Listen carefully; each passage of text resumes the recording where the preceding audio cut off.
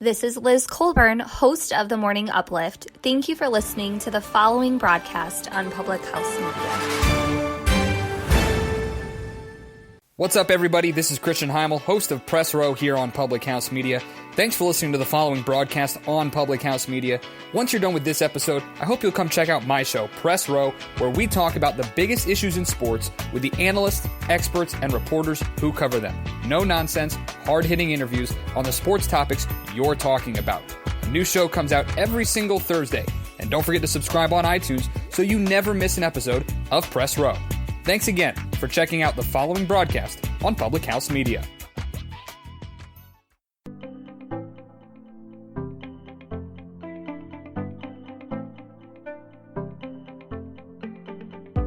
And we are ready. Hello and welcome to No Filter Friday on Public House Media, where we cover all things Me Too from inside of Hollywood. And I am so lucky because agent extraordinaire Courtney from Aqua Talent is with me to help me out.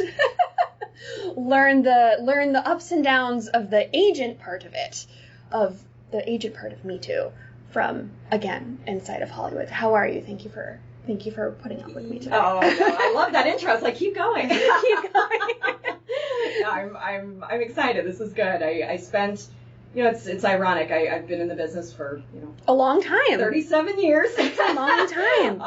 And I, the majority of it on the other side of the desk.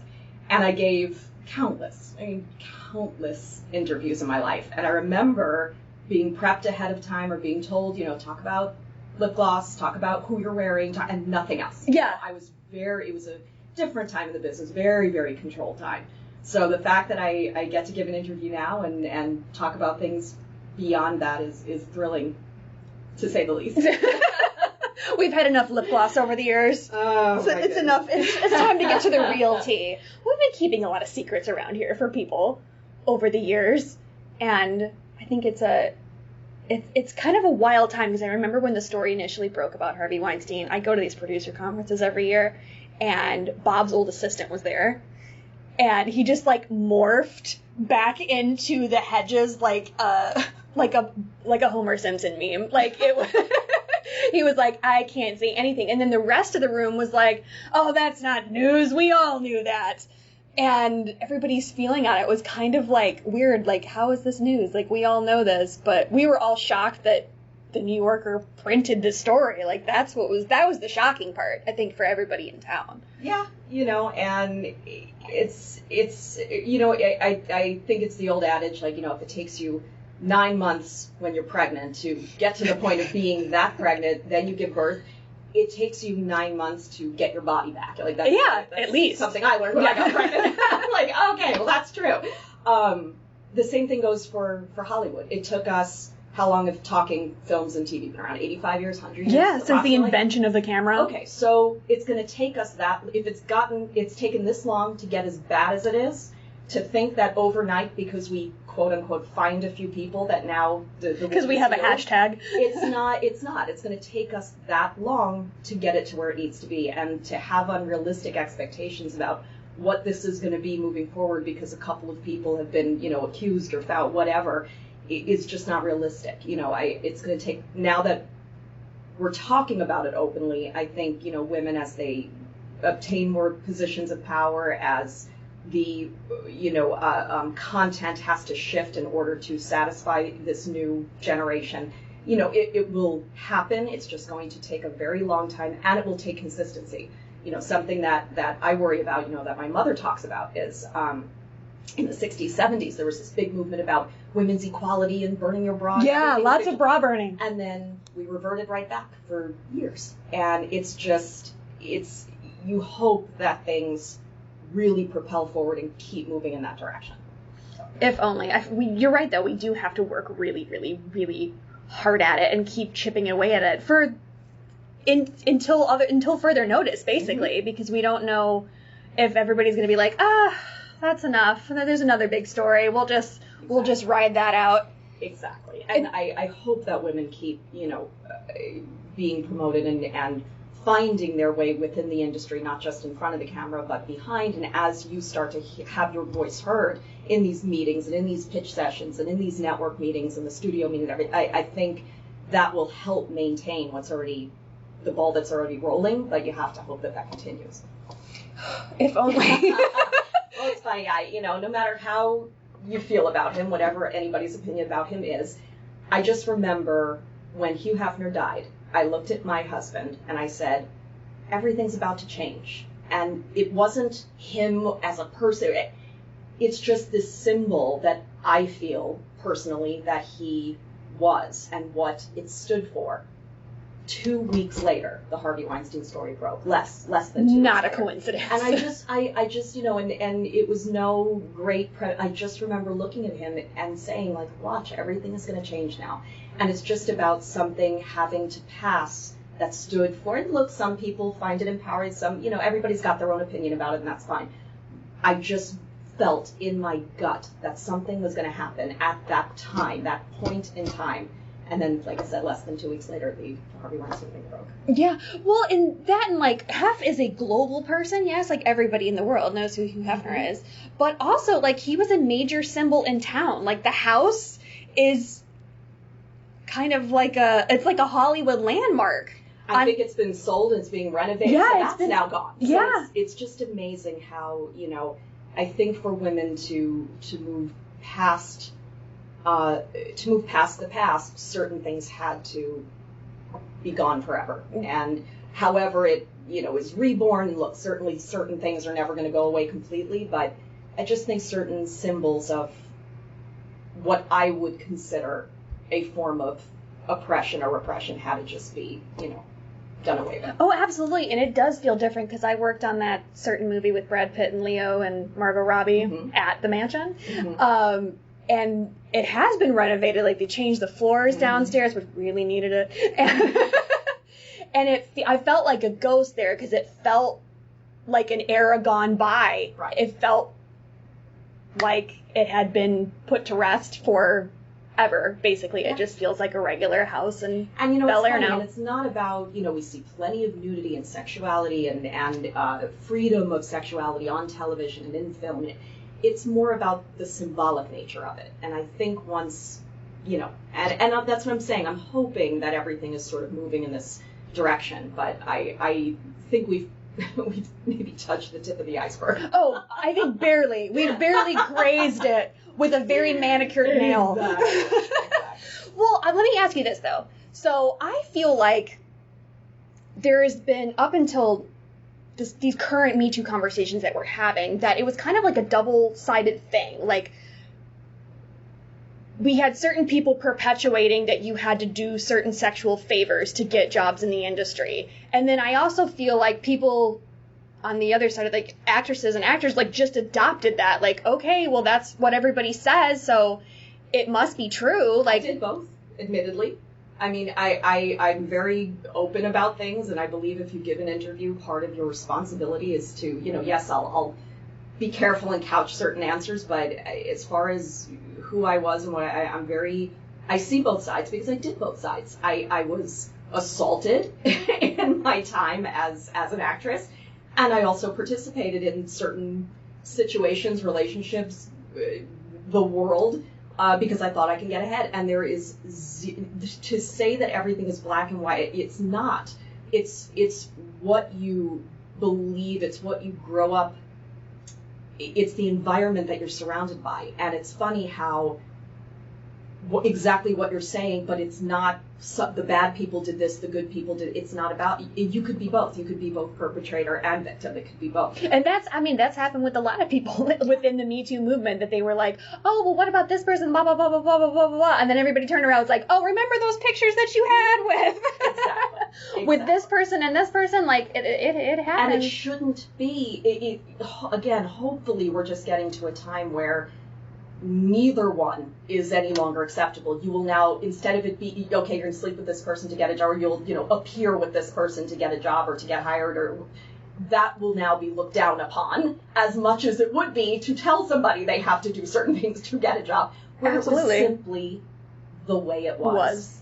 And that's not good, bad, or indifferent. It's just the way it was. I have a son. I'm a mother. I'm a wife. I would like to know that I'm raising a child in a world that will know Moana, and will know the new Jasmine from Aladdin, and will watch as women run for office, and women, I just heard that there is a, in the new Bond movie, the 007 walks in, and it's a beautiful African-American woman, and that's what my son is. He's going to grow up. Aren't they redoing the Disneyland attraction, the Pirates of the Caribbean? I think. Well, they did away with the they've changed it over the years. Yeah, I was a big fan of the wench auction. I thought that was, yeah.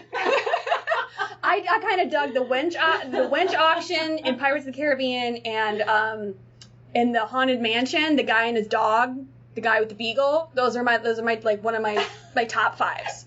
And Captain Hook on just symbolically on the Peter Pan ride. I'm glad that my son, raising a son in this world, he'll never know it was any other way. And when you talk about when he's older, when he's a teenager, he's only 3 now, but when he's a teenager, so that's like 10 years away. Yeah. And we talk about certain, if I ever tell him when he's a teenager, that they used to sell women at the Pirates of the Caribbean, show, or he'll be like, what? He'll be like, what are you talking about? That's disgusting. It's a silly thing, and it's a silly little thing. And is it going to have this world impact? No. But I think every subconscious thing that we feed children and young minds and the impressionable, I think that it will become like an answer, like when your parents talk about that they, my parents, in my day, and you're just like, ew, that's so weird and so gross. And my parents met smoking joints. It's like that, and I go, it's crazy. Like, and in the 60s, that's just the way it was. It was. And it's just funny how I'm hoping that my son has that reaction down the road. Yeah, and I think a big generational shift that I've seen is that, and people have told me about too, is that even 1 or 2 generations ago, they weren't even felt like they were allowed to speak about any of these things, of any kind of sex crime or sexual assault or molest or any of that. Many times not to open my mouth. Many times by many former people I worked with. And now we have these open discussions all day, every day. Like, I was sitting in the lobby, and it's the whole ticker tape is R. Kelly's federal sexual sex crimes cases have been joined by this judge. So-and-so's mad at her law firm because they're representing Jeffrey Epstein. Like, the whole ticker is and then, I guess Ron Howard's writing a book. But that was, basically the... I just get thrown in. Oh, no, not even... It wasn't Ron Howard. It was Oliver Stone, sorry. Oh. But he's got all kinds of stories. But that was, the whole ticker tape, which is, we're finding, some... unheard of. Cancers here and there, and that's great, But is that going to be... okay, that's great. We've done our witch hunt. We've done it. It's done. Now shut up about it. Now everything goes business as usual. That's what I'm hoping. We just continue in a pattern of just giving women more opportunities, giving diversity more opportunities, and diversity, yes, ethnically, but also in a lot of different ways. The LGBTQ community, the disabled community. These are people I've worked with as actors for almost a decade as an agent, and it wasn't. Again, I'm using air quotes. It's hard. Yeah. It wasn't the trend. No, not at all. Something I think as a former actor, I was put into a box. I was put into a box young. You look this way. You sound this way. This is what you're going to play. And when I would have conversation, go, but I am, last I checked, an actor. I could do other. I would no. You stay in your lane. You don't deviate. You do. And when I finally made it to this side and I became an agent, I always wanted to make it a point to sign and work with actors that played everything. Doesn't matter if you're straight, gay, purple, nothing matters. It's just you're an actor, you act. And unless you want to do reality TV, you're not being paid to be you. You should be able to play whatever it is you want. I've always believed in working with people that have been underrepresented. Women included. Oh, absolutely. But okay, so let's talk about submissions, because when you get the breakdowns every day, if whoever doesn't know a breakdown, it's all of the audition notices, but only agents can get it. You can't just be out here, anybody getting the breakdowns. There is a section in the breakdowns that says who's directing it, who's producing it, who's the casting director. Are you ever leery of submitting clients to certain people? Leery of some... on the lesser-known projects where I might not be aware of the people involved, sure.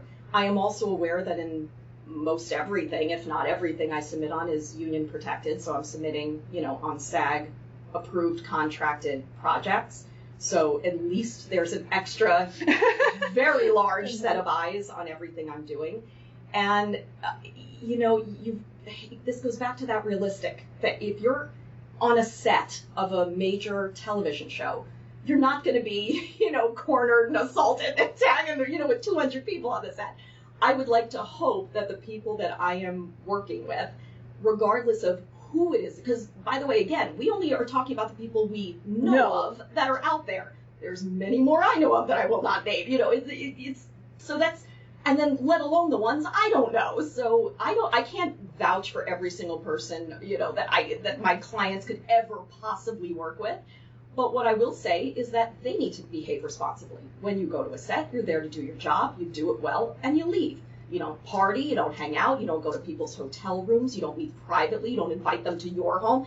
I mean, you just have to take common sense steps, unless you're going to play the other side, which is the, if I do this, maybe I'll get hired for what, and, no judgments, that's part of the game also. People do it. But that's, I'd like to believe I'm working with responsible adults. If I do have a minor, and as a former minor actor in the business, my parents, as embarrassing as it was, did not let me travel by myself until I was 21 years old. So. Oh my goodness. More embarrassing than that. But I thank God, because their presence saved my life, like literally my life, over the years. I was a young actress in Hollywood. I was working a lot. I remember I was on a show, and one of the actors invited me to I was 14. He invited me to a private yacht party. And I remember going, telling my mom, and I was like, oh, this is so exciting, and I'm going to this yacht party. And she's like, okay, not only are you not going to the yacht party, we are now going to sit in this hotel room together and talk about what a yacht party is. And I remember just crying, like, you're ruining my life. And, she saved my life. I just as a total aside, I think a lot of young people in the industry, boys and girls alike, the parents really need to be extra involved, because that sort of sets you up for the rest of your life within the industry. Absolutely, because that's the kids that their parents don't care, or they're out here, tearing through their Coogan accounts, etc. Those are dropping them in a set and pick you up in 8 hours. Yeah. You, if this is what your kid wants to do and you're supporting that way, I get that, parents want to work and they want to have their, I understand that, but something's got to get. You've got to be a complete presence in your child's on-set life, because I do think that's where some of the predatory situations can start. Oh, absolutely. Ashley Argota's a good friend of mine, and she said that her mom quit her job. Yeah. She quit her nursing job to just be with Ashley full time, and thank God she did. Yeah. Because you never know. No, my mom is a college professor in New York, full time, big tenured as a young one. And then when we started in this, and I was basically a toddler, she had to give that up. She's a talent manager now. We actually work together. I talk to her 100 times a day, every day. But is she a manager in New York or here? No, she's a manager out here. She's been very, very successful. We share a number of very successful clients together, and we continue to have that off time. It's all mom-daughter, and on time, it's all business, and it works extraordinarily well. But both of my parents, my father and my mom, and my sister, too, was in the industry for 100 years, and just saved both of us over and over and over again. Just by having prying eyes? By constantly being a presence, and by stepping in when a situation can get out of control, and by not allowing it. Now, obviously, at a certain point, or, in your 20s, where it had to stop. In your case, 21. Exactly. Well, I go to set by myself, but if I had to travel outside of the U.S. or outside of it, they traveled with me, and would sit in the trailer in the hotel, and where are you? When are you coming back?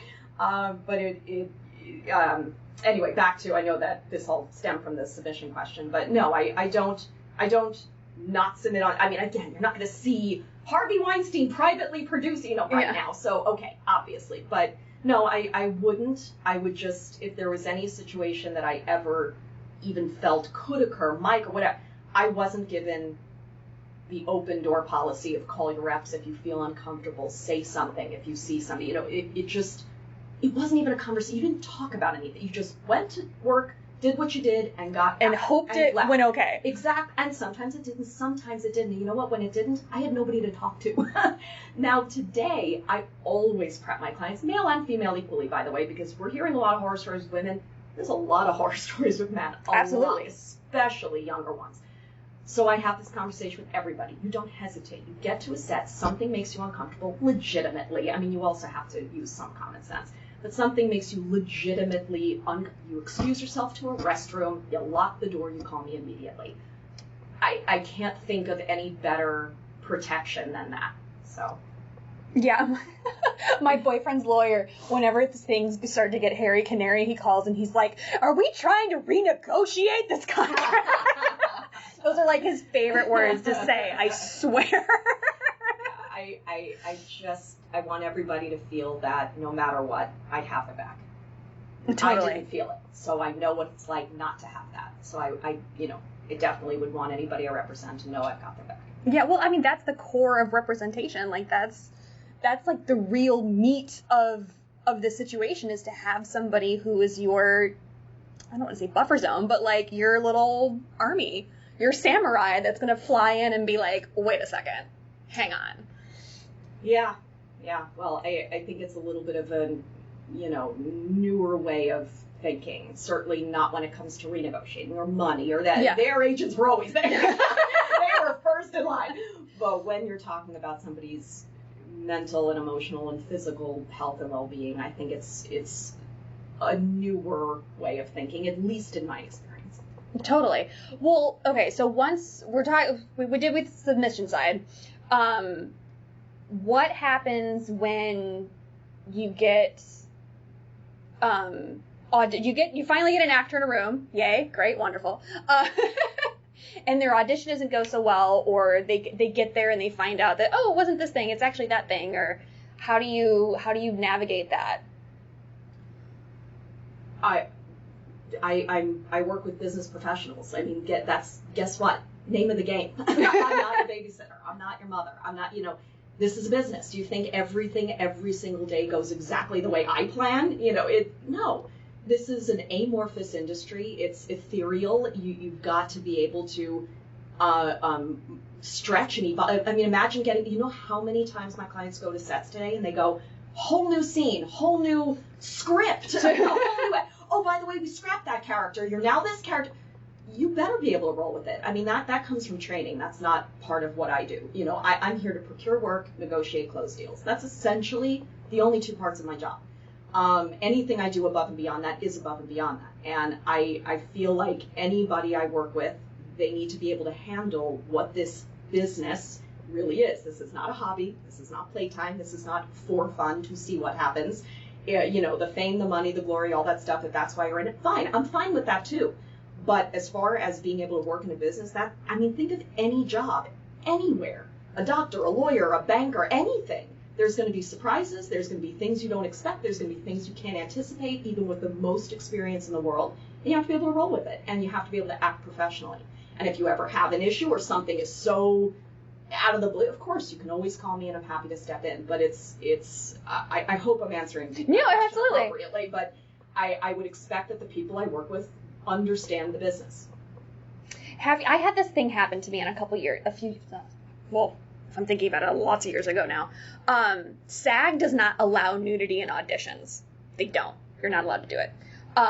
But I had an audition to double for somebody. It was like nudity doubling, and the great thing about that is you get whatever the actor gets, which is a lovely, wonderful contract. But they were like, well, I mean, if you volunteered to be topless in the audition, like, we can't stop you. And I thought that was like an interesting thing of like, yes, we have this set of rules that we're all like supposedly abiding by, but then we have stepping outside of our realm of possibility.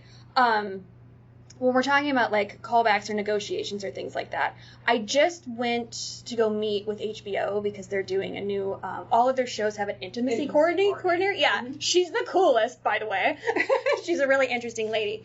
But one of the things that we talked about, Showtime has it too. Yeah, one of the things that we talked about was how like nudity can escalate or change like on the day. Have you ever had a situation where you needed to like renegotiate a contract? I'd say that in a way of like, hey, we were supposed to be doing just topless on this, and now they want like, oh yeah, 100%. Yeah, day of, last, of course, yes. I mean, the first conversation is with the client. Is this something you're comfortable with? And, the intimacy coordinator is an interesting aspect to a set, because obviously didn't exist back in my day. I was like that back in my day when I used to show up. Wouldn't it have been lovely? Like, take your clothes off. I'm like, what? I'm like, crying in my trailer. So do I think it's an interesting aspect, because then you say to yourself, well, now here's somebody that's there to make the actor feel comfortable, be the liaison between the director, what they want, what the actors will, and all that stuff. Have I had to jump in there last? Yes, absolutely. First conversation has to be with the client. Are you comfortable with the things that they're asking you to do? And then we have to take different things into account. Is this a recurring role? Is this a big role? Is this small? Is this worth it at this point? Yeah. And usually that conversations happen, those conversations happen fairly quickly. And do you have to jump in last minute? Absolutely. And this goes back to what I was saying before. You have to expect that anything can happen. You have to expect the unexpected, and you have to be willing to evolve with it. So if I close and do a deal and I'm done and all of a sudden it has to change, I'm not going to freak out. Oh, no, what do I do? I just go, okay, we'll just handle it as it needs to be handled. So the same, would go for the actor. And if somebody says, no, I'm not cool with that, I don't want to do it, no problem. I just tell them, no. Okay, no problem. X amount of money she's willing to do, which I know is priced way out of the budget. Yeah. No, you don't have the money either. You can get a double. That's up to them. I don't care if they do that. Or you just have to film around, her comfort level, because this was not disclosed ahead of time. I will tell you, though, it is rare that situation hasn't been disclosed ahead of time. I would say more often than not, the disclosure that has come up after the fact has less to do with nudity and more to do with turning a character homosexual. Oh, really? That's interesting. Yep. That's a new one. I didn't think about that There's aspect. no real renegotiating for that. So, it's like, well, yeah. here's a new thing. Yeah, no, and I will say that I do have an open dialogue about this with all prospective clients, male and female, 18 to 80. I've seen it come up at all ages, and I not minors obviously, but I've seen it in all walks of life and every aspect of gender. So I do have an open dialogue with all people that I meet with to gauge their position and comfort level, and then let them know what the business's expectations are. It's never about what my expectations are, because honestly, I don't give a shit. It's about what the business expects of you with your type at this point in the industry based on your credits. And once we assess where we both stand and whether or not I think I can be valuable, that's how I make a decision about moving forward. But I do have that open dialogue because it's not going away. As a matter of fact, it's only becoming more explicit for both genders. And I see it as such an integral part of the way that cable and streaming tells stories that I need to work with people that go into it with their eyes wide open. Totally. Yeah. Well, that's very few of my clients basically are ever surprised by a nudity ask, if that makes sense. Yeah. Because I do discuss it ahead of time. Whereas again, back in the day, when you had 5 channels to choose from, because nobody did those like weird obscure cable channels. What were you going to discuss? You have a kissing scene on NBC. There was nothing to talk about. And so we didn't have those conversations. And as I got, later and later in my toward the end of my acting career, and all of a sudden these things started really changing rapidly, I don't think that reps at that time even really grasped what this was going to become. So nobody had that conversation, and I would be surprised. And things were thrown at me the day of, and I didn't feel like I could say no or talk to anybody. So I have the conversation up front because, again, it was not afforded to me, but I also understand it was a different time in the business. So I don't blame anybody. It just is what it was.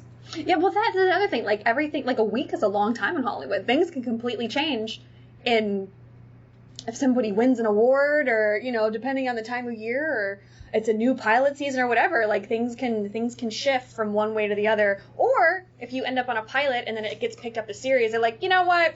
We're going to reshoot, or we're going to make it this way. Or recast. Yeah. Like the favorite. Or the recast. The recast, which happens so often. Yeah. Of just a different thing. Like, yeah, the network's going to pick it up, but it came back with notes. Yeah. Which it just happens. But you're right, though. Like, back in the day, like, we weren't allowed to have these conversations, so nobody did. There was also no internet. Who are you going to go to? People magazine and complain? Like, who are you going to talk to? I don't like it. So today, you have global reach, you have access to information that's so invaluable. And again, that's something that you can't blame anybody for back in the day. It did not exist. So when people act surprised today, or when I sign clients and they're shocked by, certain, I don't empathize, because, I feel like I feel like now I'm my parents. Yeah. Back in the day. In my day. Exactly. I feel so old. But it's just you have all the access. There is no excuse today not to have your finger on the pulse of exactly what's happening, to the degree you can. I don't expect everybody to know every intimate detail of every contract or behind the scenes, right? But you know what you're watching, you know what's available out there, you know how the storylines go, you know what's available for men and for women. And if you continue to be surprised, you might want to think about a different class or a different set of training, or maybe you're being closed off for a reason. Maybe this is just not for you. That's true. And a lot of people have left the business in droves because they're like, no, that's not really my thing, which I think is fine. Like, when I first lived here, I was like so sad to see people go like, oh no, don't give up, it'll be fine. And now I'm like, bye, see you later, have fun, go live where rent is cheap. And Absolutely. I have more respect for that than I do for people perpetuating this lie or myth. Everybody's going to be successful. If that was the case, then more than the tiny percentage of actors would be making a living at this.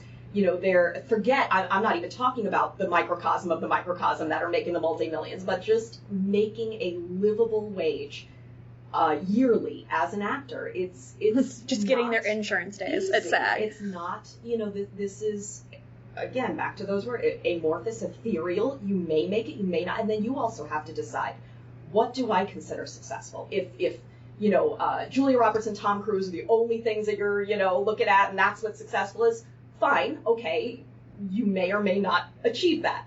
If you say to yourself, well, if I'm able to make a good living, afford a nice place, meet my health care, raise a family, or whatever your future holds, and you're okay with that, fine too.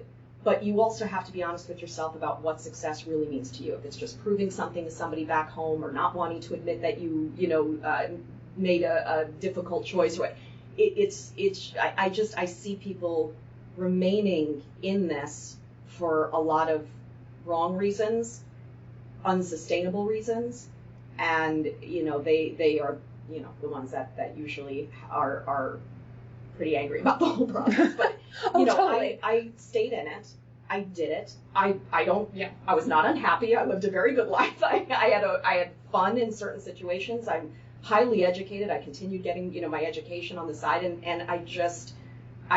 once I was done, and I walked away, and I've never looked back. And it was, for me, the healthiest decision I could make.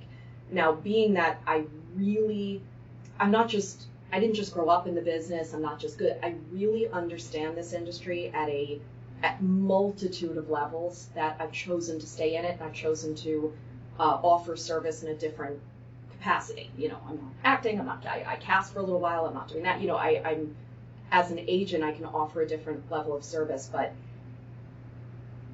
you make a decision, you have to feel good about it, and you also have to understand what success means to you. I knew I wanted to remain in the industry.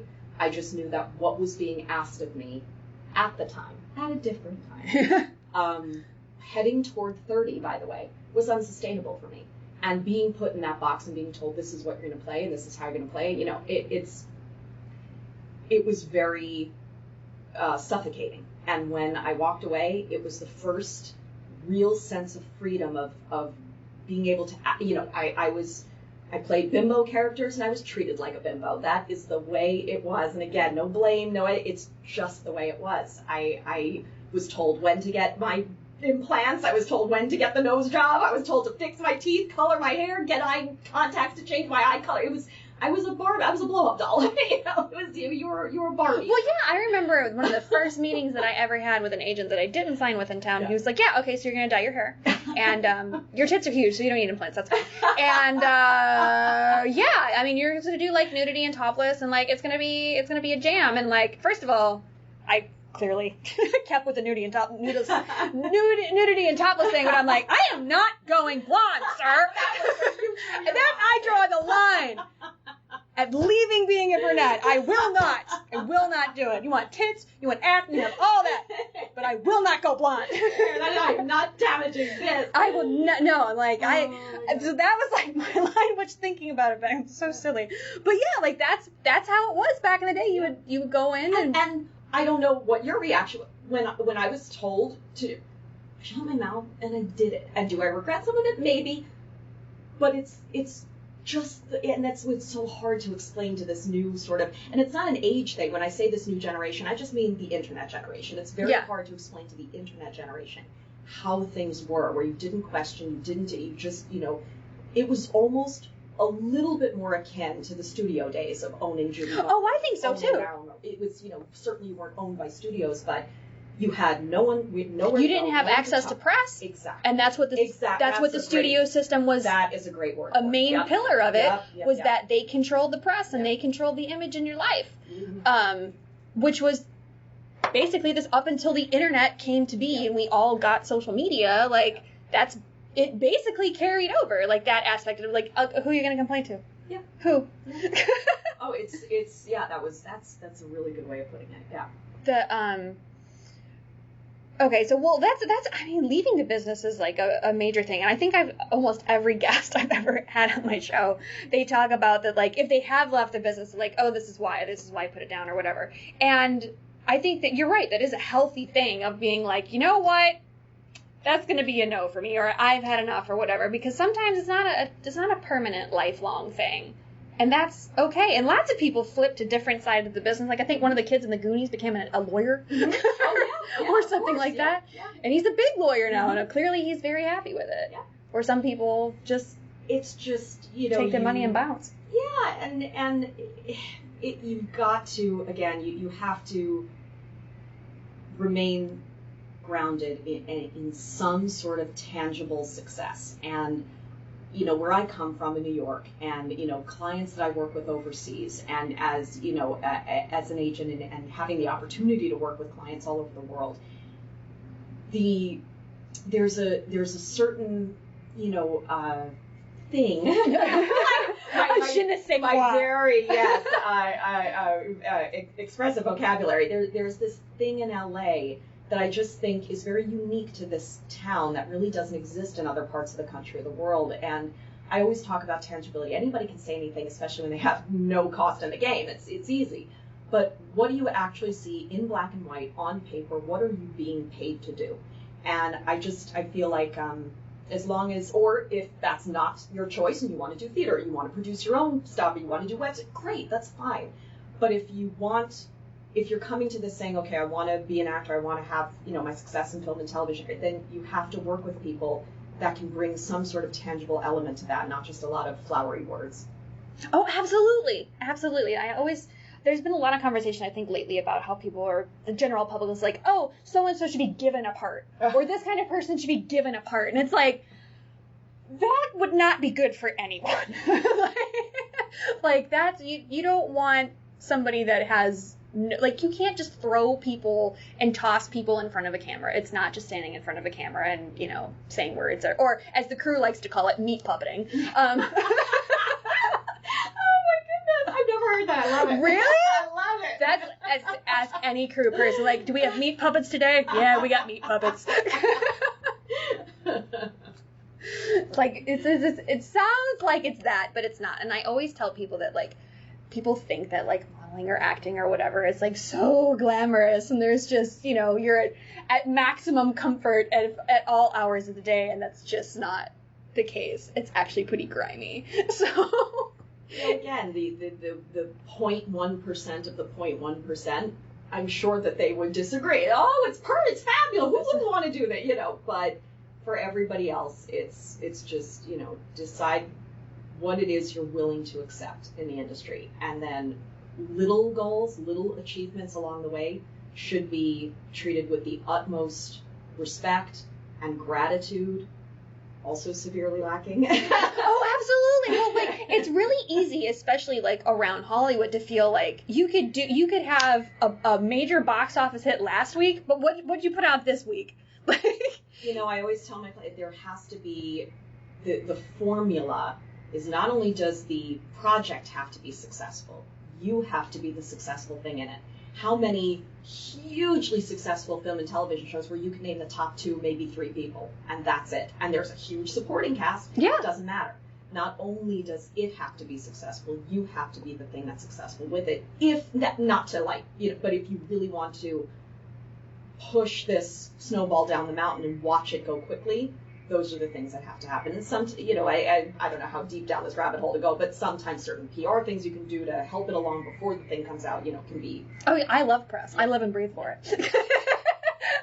I lived those days. It was, again, very different time, and I'm so grateful that I've been able to remain in an industry that I understand and that I have a foothold in, but I'm on a side that I have a lot more. I personally find what I do very creative and very empowering, and I have far more control as an agent or as a representative than I ever did sitting on the other side. Again, different time in the business. I'm not really sure how it goes today, but I find that, I was told where to stand, how to walk, what to say, how to say it, how my hair was going to look, what I was going to wear, how my makeup was going to go, what I was going to do that day. Okay, you're done. Shush, get off to the side, stand there, wait. It was, I don't know. I didn't find it, just personally, I didn't find it all that creative. And maybe I just wasn't in projects or I didn't play characters that allowed for a lot of that, but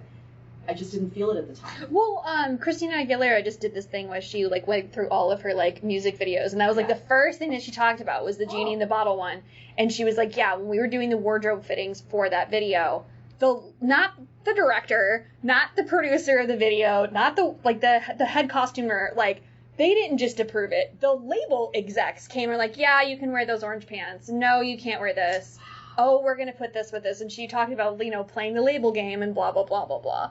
But we've had a lot, and that came from a studio or a label or whatever being like, this worked for this person. It's going to be able to work for everyone, and we're just going to replicate, which now we're living in a time where we have these new streaming platforms and premium networks and all this stuff that will take a chance on, say, an Orange is the New Black, which a network would have never touched in a million years. You want to make a TV show about ladies in prison? Are you high? You would get kicked out of the room. And they look like real people. Yeah, they would be like, no, we're not doing that. But now that that we're living in a time where places do take chances on those stories, and they blow up, and now they're sweeping the Emmys and all the other award shows, and we have these new avenues for different types of talent. But has that changed the agenting part of it, of being able to sign different new people that you probably wouldn't have been able to 10, 20 years ago? I'm sure for other people it has. Again, I've primarily worked with, at the time, 10 years, I've been doing this now almost 10 years, fringe or niche type people. That's been my passion, if you can call it. It's been my focus. Yeah. Since I've been an agent. So for me, seeing more roles available in these categories is just better for me because I have more money. But it's been what I have focused on, and certainly I have a lot of mainstream.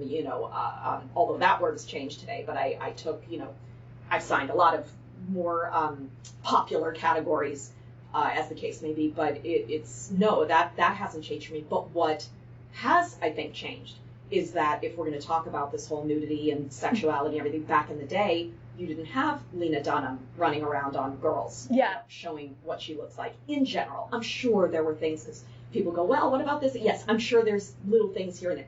But as a consumer-based product, you saw models or beautiful actresses or, Marilyn Monroe types. That's what you saw back then. And now I think the conversation has to shift to, well, just because you might not be a supermodel, the expectation of you as an actress is now going to match what Lena has created or what this actress is doing or Orange is the New Black or what any of these people are doing. Now it's not just the actresses can't come into it thinking, well, I won't be asked to do that because I don't look like, Cindy Crawford. Well, no, you will. Now we're telling different stories with a different mindset. But the core of the stories with the nudity and the sexuality and what that means in the industry has not changed. As a matter of fact, it's only exploded. So I think what has changed is that and males, we keep talking about women. What about men? I have done so many countless nudity riders for men. I did one over the weekend, over and over and over. So yeah, we are seeing things level out a little bit. The demand isn't all on women, which is very nice. But now imagine taking a young actor, and I don't mean young in youth, but just somebody newer to the business who's hearing a lot of maybe well-intentioned but misguided information out there, and he comes to me and go, okay, I want to, get into film, television, and get more credits. And I go, well, guess what? Because as a male, you need to watch shows like Euphoria. You need to watch shows like Now Apocalypse. You need to watch Sense8. You need to watch these shows to really understand what could, doesn't mean it will, but what could be asked of you as a male actor. These are the kinds of conversations I think that have changed more than, the types or I think there's more opportunity for everybody, which is great, but that really has been what I've done. So that really hasn't affected me. It's more the conversations that have to happen when I sign. I've got a female that's on a very big series, and she's had to do quite a lot of, suggestive material, and she's an older actress who never thought she would be asked to do certain things. So yeah, I think that it's a conversation that reps should consider having at some point with all of their talent, regardless of what they look like, what their ethnic background is, what their orientation is, what their gender is. You need to have these conversations, because now it's not just saved for this very specific look and this very specific type in this very specific age range. I feel like, I've done a few nudity type scenes by myself, but most of the time it's been a sex scene with an actor, or when I worked on Rampart, there was 6 of us. It was craziness. But yeah, sometimes you end up, especially if it's an actor that's on a series or something that's been on something for a while, and then the writers are like, guess what we're gonna do? You're gonna do this, and I can't tell you how many actors have knocked on my trailer door, my dressing room door. They're like, do you want to do intimacy exercises? Because I'm super nervous. It's it's okay, honey, it'll be fine. Yeah, I think anybody that's not, having this conversation, you're just going to have some very frustrated clients and very surprised, line-sided client. That's why I talk about, I have these conversations initially. I know it's not for everybody. I get that. I need them to understand what could be asked, what the expectations in the industry are, where they stand on certain things, and then make, an educated decision from there. But I just, maybe because I come from a different part of the country, I don't know. It's just, nobody ever asked me. I've played so many lesbians. I've kissed way more girls than you have. And I'm a straight woman. I've played so many lesbians. No problem. Okay, great. I show them that you two are making out there. Okay, great. You're there to do a job. It's your job. You're an actor. Nudity. You show up. Okay, I'm ready to go. Let's do it. It's your job. There were no options. Nobody talked about anything. And I feel maybe because with cable and streaming, it's so much more graphic and so much more explicit, and the situations have gotten crazy too. It's one thing to do, a love scene in bed with an actor. It's another thing when you're doing an orgy scene, or you're doing covered in mud and some. I was going to say blood. But I did that one too. Something. So I think maybe it's more necessary today, and I think as a female and as an agent, I want to be very open with my clients and let them know that I'm completely comfortable talking about all of this. I'm certain things that I do find morally egregious actually have nothing to do with this, So I do want to have those conversations up front so that we all know where we stand and we can make decisions moving forward from there. Totally. Well, they always say an ounce of prevention is worth a pound of cure. And you have a lot of good phrases. I like. I said that to somebody. I was at an audition or something like that the other day, and somebody was like, "I've never heard that before." I'm like, "Really? That's what I live my life by, man. Take 2 seconds and ask, because you just don't. You don't know. You can't. There's nothing to be assumed around here at all. Period." But with that being said, though, I have this, I've been asking everybody around town because everybody's got a different answer. Now that we're, kind of clearing out the old guard, we have I feel like we have all of these new opportunities for like new people to come into the business that are just as not, if not more talented than these people and more competent and are not going to assault anyone. Do you think there's like a freshman class of creatives coming in? I believe that there's fresh blood, new blood, various backgrounds, lots of doors opening. Where the money is coming from, I don't know that that's changed. And I say that honestly saying I don't know, because I only like to give answers that I am fully educated about. I don't think that the core, which is the finance. I don't know that that's changed. Now, again, that's what I keep talking about. Yes, new guard, new blood, new friend, lots of women, lots of ethnicity, lots of diversity. Yes, fantastic, amazing, yes. But it's a Band-Aid over the larger issue. And they're only going to be able to produce, create, get on air what the finance people want to have. Yeah. Exactly. And finance often is not even here. It's not domestic, it's international. So I go back to one of my original answers, which is the issues that we have allowed to perpetuate for 100 years roughly in the industry need 100 years to be undone. It's not going to be done overnight because we promote a few people and we find a few, evil people or supposedly evil people. It's not going to, oh my God, okay, we're all good now. Everything's fixed. No. We're 100% squeaky clean. This is a slow-moving, slow-burn path that I hope that we're on. And to think that it's going to be done in 2 years because a couple of people, are in trouble is just that's not realistic. I think the higher and higher people get promoted, the higher and more voice they have, the more board members that now are diverse. I think now you'll start seeing, once the financial has that diversity, which could take many, many, many, many years, decades. That's when I think we'll not only see we will know that the change has been affected and cannot just slip back. That we're solidly in a different gear.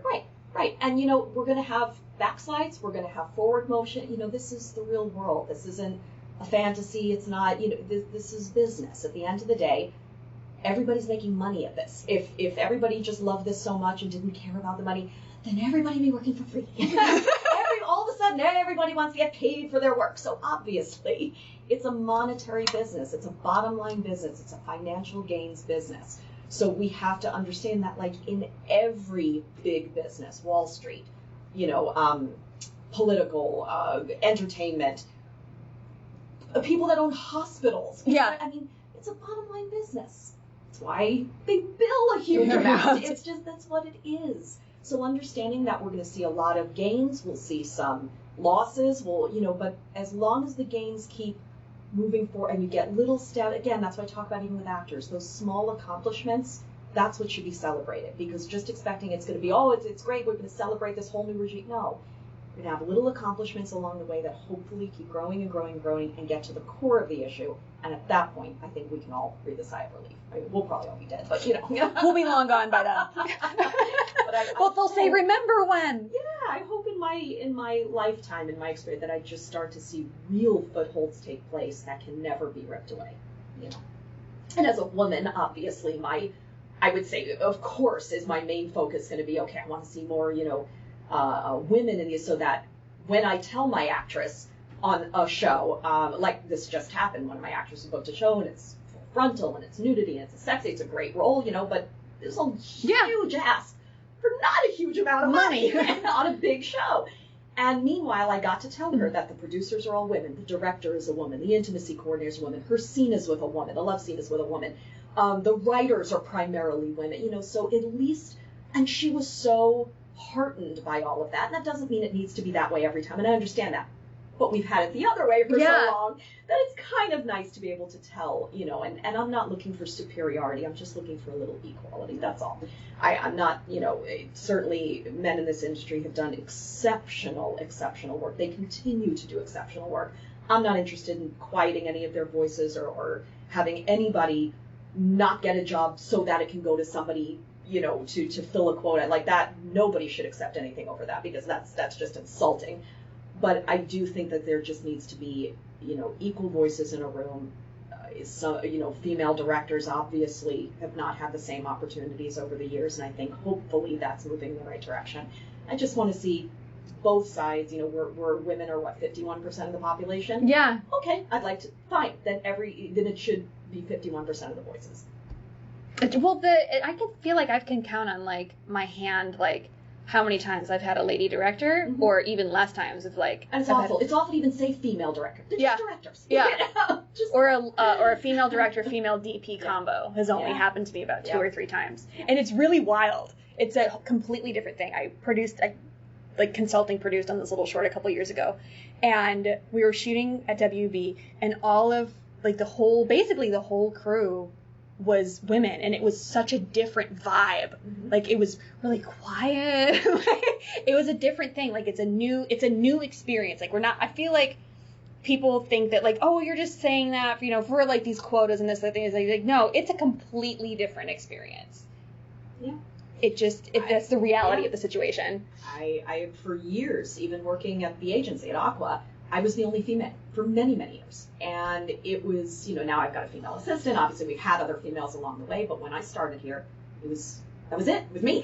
and it was just, it's interesting, I think, as a female agent, and I am referring to myself as a female agent, obviously, I think we're still in a place where I have to be that much louder, that much stronger, that much more sure of exactly who I am and exactly what I expect and exactly what I'm going to get, because I do still think I'm fighting a little bit of a male-dominated, maybe not in the agency realm, but I'm not dealing with other agents. I'm dealing with business affairs and producers, and you know, the people that the money people, the people that I'm dealing with are still primarily male in my experience. And I do think as an agent, and being a female, you know, I definitely find in my side of the industry, no question, I am definitely still fighting that stigma. And so I just make it a point that I'm not flighty, silly, giggly, flirty. I take this extremely seriously. I'm a businesswoman, and I'm here to get the best for my clients I possibly can. Because that is the overall job. Yeah, you can't be out here playing games, because if anybody smells even the slightest hint of waiver, they will run full speed into it. I'd rather be wrong and sound 100% right than be, you know, and second guessing myself. No, I can always change my mind later, and I'm more than happy to apologize. But initially, and I've been doing this, you know, again, all my life, I've seen it done very well. And I have seen it done very poorly. And because I've seen both, and I get to be the agent that I never had, essentially, it really gives me a sense of purpose, you know, and my purpose is to provide for my clients, know what I am doing every step of the way, be strong for them, and make money. And that's it. Yeah. Because if it doesn't make dollars, it doesn't make sense. Like, you have to juggle all of these things. Like, it's not just, you know, when I keep saying make money, I know a lot of people are going to think, oh, you're just referring to big, you know, 3-picture deal. No, make money. I want my clients paid for their time. I don't want professional auditioners. I want working actors. I don't care if you make a small amount for the day or a large amount for 6 months. When I say make money, I want you working. I want you cashing that check. I want you receiving that check from production. I want you paid for your time in quality, recognizable projects in both film, television. I do a lot of video game work as well, the performance capture side. And I want you paid for your time and your work. You know, I know it sounds great to do a lot of these tapes, and I know it sounds great to participate in a lot of the smaller budget, you know, a lot of things you can self-submit on everything, and fine, do it. But as far as really moving a career forward and just the self-satisfaction of being compensated for your talent and your time, That's what I want my actors experiencing. And I'm not talking about every deal's $1 million. I'm just talking about in the day in and day out, I want my clients compensated appropriately for their time. Which isn't reaching for the stars. However, I think according to SAG, the overwhelming majority of the union makes less than $10,000 a year. So to get up over that, which you're going to need to get up over 15 to get your insurance, at least for the first tier. And now we're talking about a lot of networks that the residual structure is strange. Totally. Well, up until recently, Nickelodeon and Disney didn't pay residuals at all. Right. You got your rate, and then you... Bye-bye. You went all the way out the door. Yeah, well, and that's and again, it's not something to be angry about, or let the unions figure that out, let them fight that. We pay them to figure it out. Exactly. So my feeling is, okay, so we understand this is the way today. We can't talk about the past, we can't fix the future. Let's just talk about today. Today, this is the way it is. Okay, you need X amount of money to reach your minimums to do, so then you need to work X amount of time. You can't, you can't rely on intangible opportunity. You have to rely on what you're actually being paid to do. And sometimes refocusing people, mostly here, I find this comes up, not when I have my clients in Europe or New York or Australia or whatever, they seem to just have a different background in it. It's a different kind of conversation. But I find that focusing people on the task at hand, which is to gather credits, or if I take somebody that's more established, okay, what haven't you done? Let's get you something that you haven't done yet. If I have somebody on a series, okay, you're playing this kind of character, well, you're on hiatus, let's get you to play the complete opposite. So you don't become just known for this one. Those little strategic things along the way. But I just, goes back, I just want my clients paid for their time appropriately. Which is not reaching for the stars. It's not a huge ask. You'll get there. It's not that hard. We're certainly not probably one of the only friends. We're not curing cancer. Well, we're not. I always tell people, we're not busting rocks on a chain gang for a living. It'll be okay. It's fine. And as long as you're willing to stick it out and give it the time it needs, don't give yourself deadlines and don't tell God your plan so you can laugh. Just make sure that you are open to every possibility. Make sure you're open to playing lots of different roles and lots of different categories and lots of different types. And welcome each opportunity as it comes. Embrace it. Make it work for you. And move on to the next one. Let it fly away. All right. Well, thank you for coming on my show. You're very helpful. Having me. We love to have actual industry people weigh in on what's actually happening in the industry, because that is the whole point. Everything has changed and nothing has changed. Nothing has changed. Or one of my favorites is, there are no rules, but you better not break any. Your phrases are so good. I picked them up along the way. It's all a collection of people, but it's true. I'm like a bubble person. How come I don't know what to say? Oh my God. Well, thanks for coming on No Filter Friday on Public House Media. We will be back with another episode at some point for more crazy. Thank you so much. Thank you.